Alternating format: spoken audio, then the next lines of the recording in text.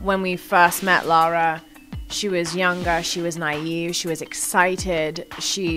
Although she had lost her parents, she had built a new family around her that were supportive of her, and she lost many of them in different ways. And you sort of saw her really mourning the loss of them, and then in the second game hunting Trinity and wanting to discover what happened to her father and answer those questions. But in this game, the obsession has taken her into a very, very dark place, and she has tunnel vision for Trinity, and she needs to rediscover herself and who she is, and if what she's doing is right, if the journey that she's continuing to be on is the right journey for her.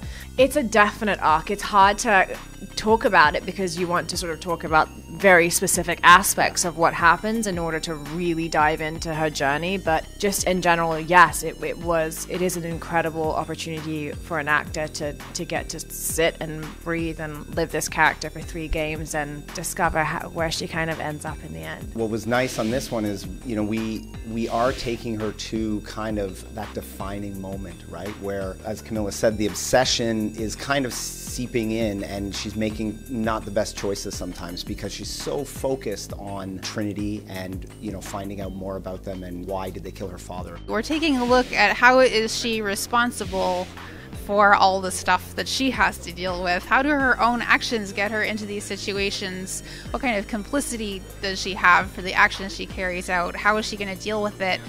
And what does that mean? Like, what is the Tomb Raider that she's meant to be as she approaches her defining moment? Is she going to become like the enemy that she hates, or is she going to find another way to resolve problems and perhaps be a more proactive, beneficial kind of agent in the world?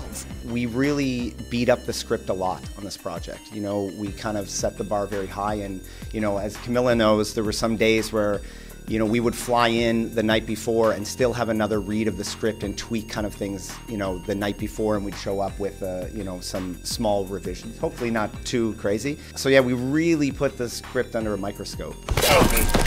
We have a very talented animation team at Eidos Montreal, and we've chosen animators for the cinematics especially that are very good at facial performance. So because, you know, we get wonderful stuff from the actors, but if your system can't render it or represent it on screen, then we're losing all of that subtlety. And I love the subtle stuff. I love the quiet moments when people are not talking, but we can read an expression on their face. So we've really, really pushed hard, both technically and artistically with the artists that we have, to make sure that we can get all of these wonderful moments that Camilla and Earl and the whole cast are giving us. We see over and over again that representation matters, so it is important to see women heroes on screen. It's also important to keep hiring them into the industry. I think where women game developers might especially connect with Lara Croft is in Lara's tendency to never ever give up. No matter how challenging things get, she's just gonna keep going.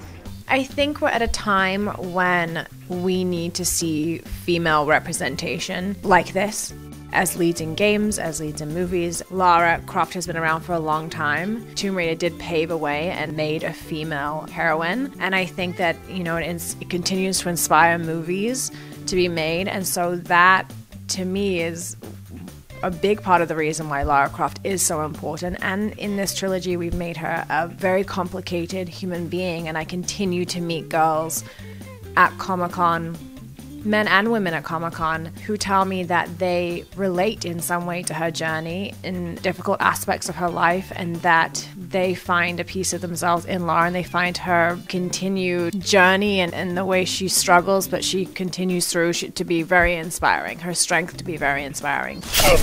I can see Lara Croft continuing forever. What we've seen working on this game is that thanks to all of the work that's already been done to establish her characters so well, far from running out of ideas, what we have now is an opportunity to go look, we don't have to establish those things, so we're able to just go and look at, like, well, what didn't people get a chance to do previously, and how can we bring the most out of that? And I think that this game is going to leave Lara in great shape to do whatever she needs to do next. All those years ago, I didn't even really understand what I was auditioning for, and now we're, 3 games in, and I'm just so proud of the whole trilogy.